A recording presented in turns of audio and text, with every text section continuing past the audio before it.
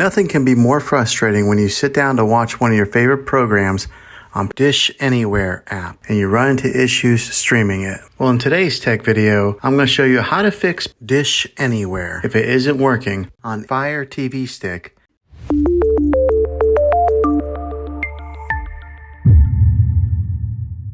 Let's see if we can fix your problems and get your Dish Anywhere back up and running as quickly as possible. The first one, it's the easiest one to try, and that is to unplug your TV from the wall outlet and wait 60 seconds. Now don't be impatient here, wait the whole 60 seconds, then plug it back in. This is very different from turning your TV on and off with your remote control. This is what we call a hard reset of your TV, so make sure you do this method. If that doesn't work, then find your router that is giving you Wi-Fi and unplug the power to that for 60 seconds. Then plug it back in. If it fixes it, great. If not, let's go ahead and move on to the next method. Try deleting Dish Anywhere on your TV. Go to wherever the apps are located on your system and remove the app altogether. Then reinstall Dish Anywhere again. After you reinstall it, you might have to log back in with all of your credentials, but hopefully this will work. And if that doesn't work, then I recommend buying an affordable Roku stick, Fire Stick, or Apple TV 4K and plug that into your TV and use that as your main streaming player. And you'll be able to access Dish Anywhere that way. I'll put links in the description down below of where you can get one. Well, hopefully this video was helpful for you.